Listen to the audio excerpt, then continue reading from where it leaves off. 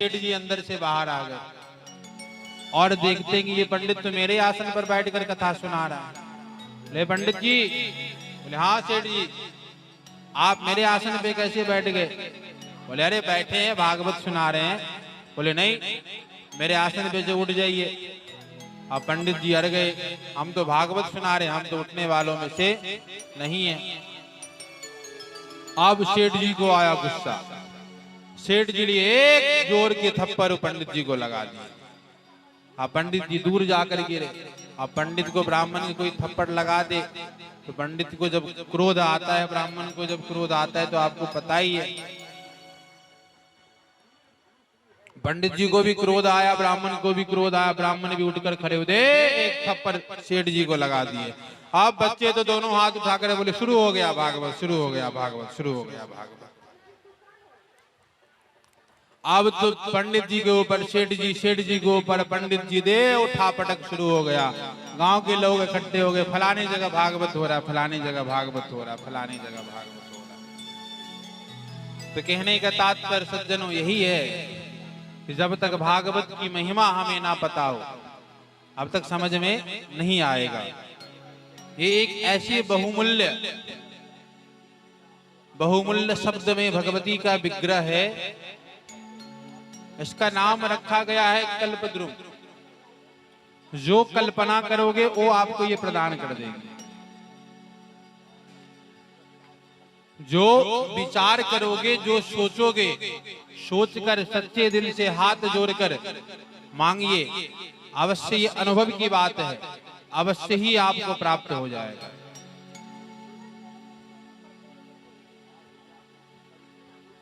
क्योंकि भागवत की महिमा यदि जन्म से जन्मांतर तक लोग गाए ना तब भी भागवत की महिमा पूरा नहीं होगा। ये 8 दिन या 9 दिन क्या, यदि 9 साल 50 साल तक यदि भागवत किया जाए तब भी भागवत पूर्ण होने वालों में से नहीं है।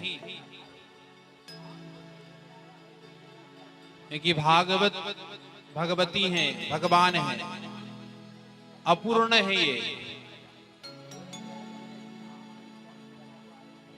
इनकी महिमा ही इतना अपार है। इनकी महिमा तो छोड़ी, इनके भक्तों की महिमा इतनी अपार है। उनकी भक्तों की महिमा गाने लगो तो कई वर्ष बीत जाएंगे। ऐसे एक भगवती का भक्त हुआ सुदर्शन। देवी भागवत में कथा आता है, सुदर्शन नाम का एक देवी के अत्यधिक प्रेमी, जो भगवती से अत्यधिक प्रेम करते थे। उनके प्रति मन में सुंदर भाव, पवित्रता, शुद्धता सब था उनके जीवन में। उनके पिता 2 भाई थे। ये छोटे भाई के पुत्र हैं सुदर्शन। दादाजी का देहांत हुआ तो सभी मंत्रीगण मिलकर बड़े पुत्र को राज्य सिंहासन पर बिठा दिया। अब बड़े पुत्र का राज्य हुआ तो उसके जो पुत्र हैं उनके भी राज्य हो गए सिंहासन पर। अब छोटे भाई को कोई पूछे ना, छोटे भाई को अब कोई पूछे ना। कहते हैं ना, यदि जीवन में खुशहाल रहना हो, जीवन में यदि खुशहाल रहना हो, यदि पति पत्नी को जीवन में खुशहाल रहना हो तो कभी भी अपने लड़के को चाहिए कि अपने ससुराल वालों से अनुमति ना ले। क्योंकि यदि ससुराल वालों के बातों पर चलोगे और स्त्री यदि मायके वालों की बातों पर चलेगी तो मैं यहाँ से आपको एक वचन देता हूँ, आज उसका जीवन कभी भी सफल नहीं हो सकता। उसका जीवन कभी भी सफल नहीं हो सकता, इसका मैं प्रमाण देता हूँ आपको। आप इतिहास खोलकर देखिए। शकुनी, धृतराष्ट्र ने किससे परामर्श लिया था? अपने साले शकुनी से। क्या हाल हुआ? ऐसा युद्ध हुआ ना भूतो ना भविष्यति, ना ऐसा युद्ध भूत में हुआ था ना भविष्य में होगा, ऐसा युद्ध हुआ। पर आजकल जब विवाह होता है तो विवाह होने के बाद तुरंत भैया मैया बाबा को तो छोड़ दिए, अपने जो सगे माता पिता हैं उसको तो बिल्कुल ऐसे किनारे में रख देते हैं जैसे उनसे कोई भी नाता नहीं है, कोई नाता ही नहीं है, कोई रिश्ता ही नहीं है, ऐसे उनके साथ व्यवहार करते हैं। और मायके वालों से मत पूछो, दिन में भोजन व्यक्ति 2 बार करता है, 1 बार भोजन करना भूल सकता है, पर पत्नी के घर के लोगों से बात करना कभी नहीं भूलता, मायके वालों से बात करना कभी नहीं भूलता। पर जो व्यक्ति उससे सलाह लेकर मशवरा लेकर, आजकल क्या हो गया, कहते तरुणी प्रभुता गे है चालको बुद्धिदायक, कन्या विक्रयणो लोभा दंपति नाम कलकनम।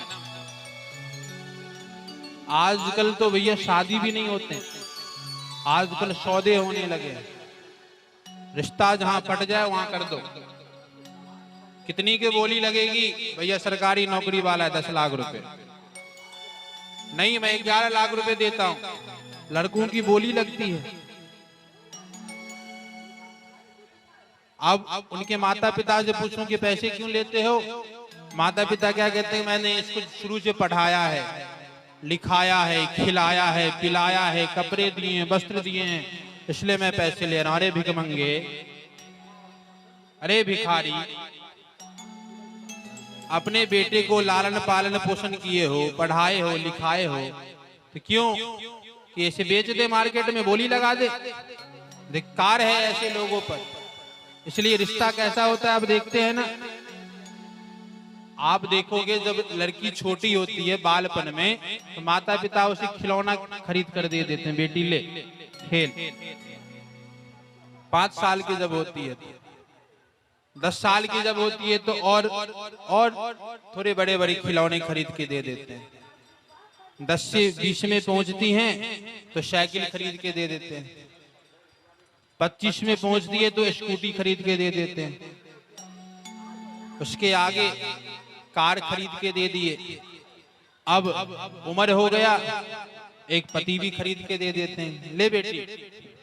अब विचार करो